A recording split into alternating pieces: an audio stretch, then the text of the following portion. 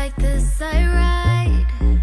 Turn the music up to keep from crying. Wait till that sunshine. I have a secret to tell everyone. All of you, my Facebook family, whom I love so very much. And I think you know how much I love you. I appreciate all of you. But my secret is that sometimes I watch Netflix, and one of the shows that I like to watch is the Great British Baking Show. Yes, that's right. Can I bake? Absolutely never. Am I really even interested in it? No.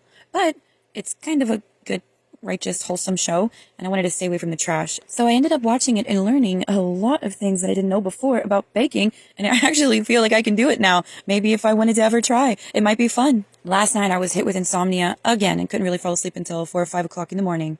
And I put this on to fall asleep to, and then I started to get revelations from the Lord Jesus. It was during an episode where they had to make this amazing, beautiful, like 3-4 tier cake. And most of them chose to do wedding cakes. And one of the judges at the end of the show said, you know what? This was the best looking cake I have ever seen. It blew him away. But the interior tasted nasty. He couldn't even believe it. He could hardly even take a bite of it. It was so gross. None of the flavors added up. There was something wrong with the ingredients, and the texture was incorrect as well. All of it was wrong on the inside. That's just like Jeremiah 18:4. And the vessel that he made of clay was marred in the hand of the potter. So he made it again, another vessel, as seemed good to the potter to make it. When we die with Christ in the water, and we rise with Christ when we come out of the water, receiving the power from the Holy Spirit, the Holy Spirit that was hovering above the waters in the beginning, that is just the beginning of the journey for us. He molds us. He shapes us. In Isaiah 64:8, it says, He's the potter and we are the clay. But just like clay, just like baking, it all has to go into the oven eventually to make it good, so that the interior is just as good as the exterior. Now, I know many of you have heard this message ad infinitum, and you're probably sick of hearing it. Yes, we know we're the clay. Yes, we know He's the potter. Oh my goodness, enough already. But I'm telling you what, from experience, when the lights are out, when it's nighttime, when it's dark, and your perspective, you guys, on everything can be extremely distorted, and you forget He's molding you because it's painful. You forget He's shaping you because there's no happiness. You forget that this is good for you because you can't find peace in the moment. Where is He? How long is this going to take? There's no light right now. I can't see where you are. And I know you've heard that message too a lot, especially from me. I know.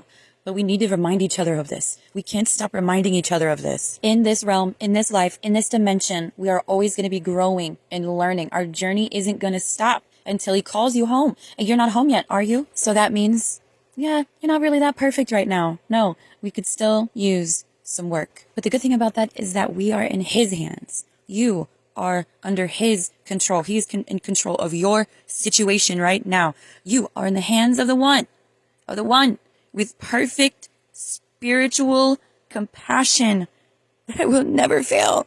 Oh, you guys, it'll never fail. It'll never fail. That's whose hands you're in. That is the hand that is molding you and shaping you with perfect love. Jeremiah 18:6. Oh, house of Israel, cannot I do with you as this potter, says the Lord? Behold, as the clay is in the potter's hand, so are you in my hand, O house of Israel. So for me right now, I don't know about you, but for me right now, it's all about trust. Trusting Him when you can't see. Because sometimes it can hurt when you can't see. When He is the only thing you want, when you can't get enough of Him, yeah, you best bet it's going to be painful. And in that moment, trust. Trust can be such a hard thing when all you've ever known is people who have not understood your value and broken their promises. And you tried trusting them, but they always failed time and time again. It's a wicked world, guys. So trusting God, who are we really putting our trust in? Our beloved God's value was only priced at 30 pieces of silver. And even in Zechariah 11:13, it says, And the Lord said unto me, Cast it into the potter, a goodly price that I was priced out of them. And I took the 30 pieces of silver and cast them to the potter in the house of the Lord. We all know what it says in Isaiah 54, that it pleased the Father to afflict Him. That is who we're putting our trust in. The one who knew He was going to be tortured to death for only 30 pieces of silver. The one who only had 30-some years to live on this planet. He sacrificed His whole entire life. He could have had dreams of having a family or children, or even working for His Father longer, healing more people, casting out more demons. He traded it all in so that you could be healed emotionally by His stripes, by His perfect love for you. Everything He had was poured out for you. His heart, his soul, His mind, His spirit, his sweat, his agony, his anguish, his blood, everything was poured out for you. Lamentations 4:2, the precious sons of Zion, comparable to fine gold, how are they esteemed as earthen pitchers, the work of the hands of the potter. Just like our beloved Lord Jesus trusted his Father perfectly, I mean, there was never any time he doubted. Jesus was more than perfect. He had no sin, none whatsoever. We are being made to be more like Jesus Christ. Our trust is being formed and shaped and cooked and baked and beautified to become this beautiful masterpiece, exactly the way the Father wants it, because he is the author of our faith. Please remember, my beloved sibling, please remember that if you are experiencing any pain right now, if there is any temptation to look elsewhere for peace and comfort, to light your own torch instead of waiting on the light from heaven, please remember he's forming you. Please don't give up. Please stay in the fight. Please just wait and trust on him. You are just so beautiful in his eyes right now.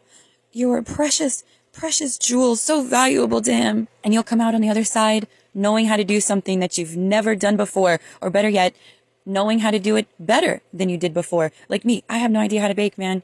Every time I've tried before, I just gave up. There's no use. There's no way. It never works out. I don't know how to do it. Even if I follow all the instructions, all the directions, follow the recipe to a T, set the timer, perfect heat, whatever. It never works out for some reason.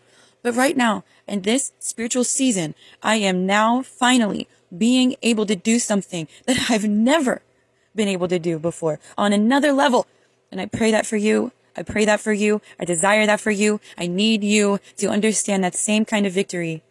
In Jesus' mighty name, thank you, Father God, for helping my siblings do something they've never been able to do before, to trust you in ways that they've never been able to trust you before, on new levels, in new ways, on new levels, by the power of the Holy Spirit, the same Spirit that's always existed, that created the never-expanding cosmos that was hovering over the waters in the beginning. Hallelujah. By the power of the Holy Spirit, begin to trust the one who poured everything out for you. In Jesus' name, amen.